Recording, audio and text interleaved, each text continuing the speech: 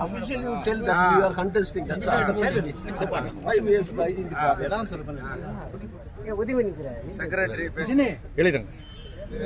ಎಲ್ಲರಿಗೂ ನಮಸ್ಕಾರ.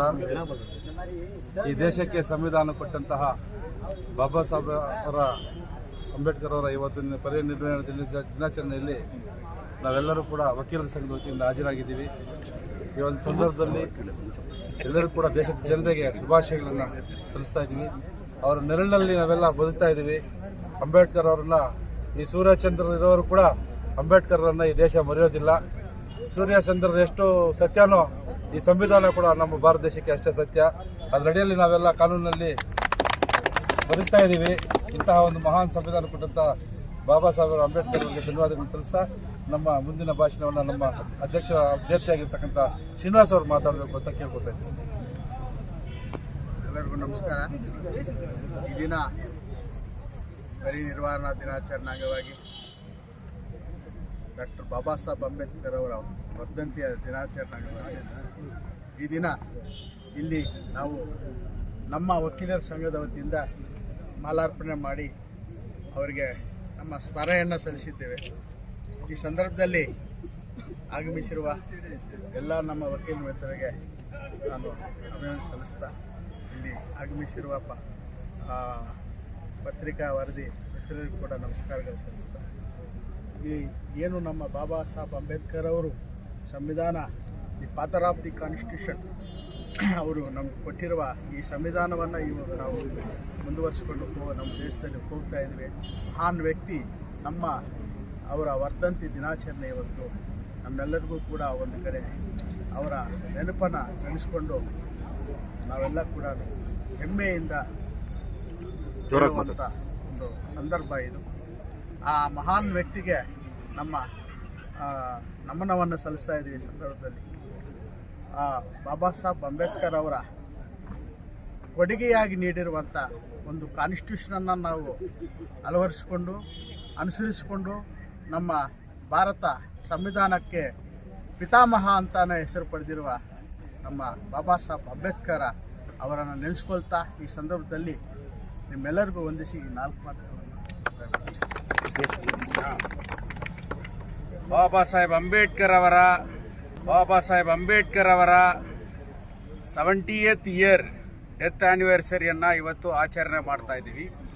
KGF ವಕೀಲರ ಸಂಘದ ಪ್ರಧಾನ ಕಾರ್ಯದರ್ಶಿ ಆದಂಥ KC ನಾಗರಾಜ್ ಅವರ ನೇತೃತ್ವದಲ್ಲಿ ಇವತ್ತು ಬಾಬಾ ಸಾಹೇಬ್ ಅಂಬೇಡ್ಕರ್ ಅವರಿಗೆ ನಾವು ಟ್ರಿಬ್ಯೂಟನ್ನು ಅನ್ನಿಸ್ತಾ ಇದ್ದೀವಿ.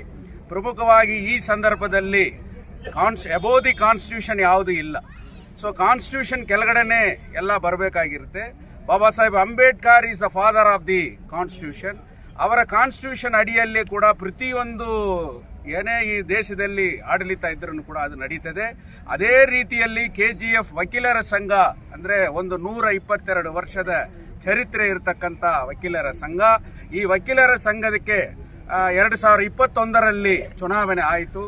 ನಮ್ಮ bar council rules and regulation ಪ್ರಕಾರ 2 ವರ್ಷಕ್ಕೊಮ್ಮೆ ಚುನಾವಣೆ ನಡೆಯಬೇಕಾಗಿದೆ. ಆದರೆ 5ನೇ ವರ್ಷದಲ್ಲಿ ಇವತ್ತು 5 ವರ್ಷ ಕಳೆದ ನಂತರ ಇವತ್ತು ಚುನಾವಣೆ ನಡೀತಾ ಇದೆ. ಈ ಚುನಾವಣೆಯಲ್ಲಿ ನಾವು ಸ್ಪರ್ಧೆ ಮಾಡ್ತಾ ಇದ್ದೀವಿ. ನಮ್ಮ ಅಭ್ಯರ್ಥಿಯಾಗಿ ಪ್ರೆಸಿಡೆಂಟ್ ಕ್ಯಾಂಡಿಡೇಟ್ ಆಗಿ ನಮ್ಮ ಗುರುಸಾಲ ಶ್ರೀನಿವಾಸರವರು ಸ್ಪರ್ಧೆ ಮಾಡ್ತಾ ಇದ್ದಾರೆ. ಅದೇ ರೀತಿಯಲ್ಲಿ ವೈಸ್ ಪ್ರೆಸಿಡೆಂಟ್ ಆಗಿ KC ನಾಗರಾಜ್ ಅವರು ಮಾಡ್ತಾ ಇದ್ದಾರೆ. ಪ್ರಧಾನ ಕಾರ್ಯದರ್ಶಿಯಾಗಿ ನಾನು ಜ್ಯೋತಿ ಬಾಸು ಮಾಡ್ತಾ ಇದ್ದೀನಿ. ಜಾಯಿಂಟ್ ಸೆಕ್ರೆಟರಿ ಆಗಿ ಜಗನ್ನಾಥನ್, ಟ್ರೆಜರರ್ ಆಗಿ ಹರ್ಷಿತಾ ಮಾಡ್ತಾ ಇದ್ದಾರೆ. ಯಂಗ್ ಅಡ್ವೊಕೇಟ್ಸ್ ಎಕ್ಸಿಕ್ಯೂಟಿವ್ ಕಮಿಟಿ ಅಂದರೆ ಈ ಸಲ ನೋಡಬೇಕು, ಒಂದು Young generation KGF advocate association ಅಲ್ಲಿ ನುಗ್ಗುತ್ತಾ ಇದೆ. ಅದರಲ್ಲಿ ನಾವು ಏನು ಅಷ್ಟೊಂದು ಯಾವರೇ ಚೇಂಜ್ ಮಾಡೋದು ಇವಾಗ ಆ ಯಂಗ್ಸ್ಟರ್ ಕೈಯಲ್ಲಿ ಇವತ್ತು KGF ಕೋರ್ಟ್ನ ಚುನಾವಣೆ ಇದೆ. ಆ ಚುನಾವಣೆಯಲ್ಲಿ ನಮ್ಮ ಎಕ್ಸಿಕ್ಯೂಟಿವ್ ಮೆಂಬರ್ ಆಗಿ ಅಶೋಕನ್ ಅವರು ಬರ್ತಾ ಇದ್ದಾರೆ. ಅದೇ ರೀತಿ ಬಾನು ಕೂಡ ಕಂಟೆಸ್ಟ್ ಮಾಡಿದ್ದಾರೆ. ಯಂಗ್ ಅಡ್ವೊಕೇಟ್ ರಾಜಶೇಖರ್ ಕೂಡ ಮಾಡಿದ್ದಾರೆ. ಅದೇ ರೀತಿಯಲ್ಲಿ ನಮ್ಮ ಶಿವಶಂಕರ್ ಸ್ಪರ್ಧೆ ಮಾಡ್ತಾ ಇದ್ದಾರೆ, ಶಿವಪ್ಪ ಅಡ್ವೊಕೇಟ್ ಸ್ಪರ್ಧೆ ಮಾಡ್ತಾ ಇದ್ದಾರೆ, ವಿನೋದ್ ಕುಮಾರ್ ಕೆವಿ ಅವರು ಕೂಡ ಸ್ಪರ್ಧೆ ಮಾಡ್ತಾ ಇದ್ದಾರೆ. KGF ನ ಚರಿತ್ರೆಯಲ್ಲಿ ಒಂದು ಚೇಂಜ್ ಬರ್ತದೆ ಅಂದ್ರೆ ಈ ಯುವ ಅಡ್ವೊಕೇಟ್ನಿಂದ ಈ KGFಗೆ ಒಂದು ಒಳ್ಳೆ ವಾತಾವರಣ ಬರುವಂತ ಒಂದು ಇದಿದೆ. ನಮ್ಮ ಇದರಲ್ಲಿ ಹಿರಿಯರು, ಮಾಜಿ ಶಾಸಕರು, ನಮ್ಮ ವಕೀಲರ ಸಂಘದಲ್ಲಿ ಕೂಡ ನಮ್ಮ ವೋಟರ್ ಆಗಿದ್ದಾರೆ. ಸುಪ್ರೀಂ ಕೋರ್ಟ್ ಲೆವೆಲ್ ಅಲ್ಲಿ ಅವರು ಪ್ರಾಕ್ಟೀಸ್ ಮಾಡ್ತಾ ಇದ್ದಾರೆ. ಆದಂತ ಮಾಜಿ ಶಾಸಕರು ಶ್ರೀಮಾನ್ ಎಸ್ ರಾಜೇಂದ್ರನ್ ಅವರು ಕೂಡ ಈ ನಮ್ಮ ವಕೀಲರ ಯಂಗ್ ಅಡ್ವೊಕೇಟ್ಸ್ಗೆ ಒಂದು ಬದಲಾವಣೆ ಮಾಡಬೇಕಂತ ಕೂಡ, ಒಂದು ಚೇಂಜ್ ಮಾಡಬೇಕಂತ ಕೂಡ ನಮಗೆಲ್ಲ ಕೂಡ ಅವರು ಮಾರ್ಗಸೂಚಿಯನ್ನ ನೀಡಿದ್ದಾರೆ. ಅದೇ ರೀತಿಯಲ್ಲಿ ಈ ಬಾಬಾ ಸಾಹೇಬರವರ ಪುತ್ಲಿ ಮುಂದೆ ನಾವು ಒಂದು ಪ್ರಜ್ಞೆ ತಗೊಳ್ತೀವಿ. We should change the entire scenery of the KGF advocate association ನಾವು ಮಾಡೇ ಮಾಡ್ತೀವಿ. ಅದು ಯುವ ಅಡ್ವೊಕೇಟ್ ಕೂಡ ಇಲ್ಲಿ ಮುಂದೆ ಒಂದು ಪ್ರಜ್ಞೆ ತಗೊಳ್ತಾರೆ ಅಂತ ಹೇಳಿ, ಈ ಒಂದು ಸಂದರ್ಭದಲ್ಲಿ ಬಾಬಾ ಸಾಹೇಬ್ ಅಂಬೇಡ್ಕರ್ ಅವರ ಕಾನ್ಸ್ಟಿಟ್ಯೂಷನ್ ನ ಪ್ರೊಟೆಕ್ಟ್ ಮಾಡುವಂತ ಒಂದು ಪ್ರಮುಖ ಕರ್ತವ್ಯ ಒಬ್ಬೊಬ್ಬ ವಕೀಲರಿಗೂ ಇದೆ ಅನ್ನೋದನ್ನು ಕೂಡ ಇಲ್ಲಿ ನಾವು ತಿಳಿಸ್ಕೊಂಡು ಎಲ್ಲರಿಗೂ ಧನ್ಯವಾದಗಳನ್ನು. ನ್ಯಾಯಮೂರ್ತಿಗೆ ಹತ್ರ ನಾವೆಲ್ಲ ಆರ್ಗ್ಯುಮೆಂಟ್ ಮಾಡಿದ್ರೆ ಅವ್ರು ಎಲ್ಲರಿಗೂ ನಗಿತಾರೆ. ಡಿಪೆಂಡೆಂಟ್ಗೂ ಪ್ಲೆಂಟಿಫ್ಗೂ ನಗಿತಾ ಇದಾರೆ. ಅವ್ರ ರಿಸಲ್ಟ್ ಹೆಂಗೆ ಕೊಡ್ತಾರೆ ಆಮೇಲೆ ಗೊತ್ತಾಗುತ್ತೆ. So my order is different. ನಿಮ್ಮ ಓಟ್ ಯಾರಿಗೆ ಅಂತ? ನನ್ನ ಓಟ್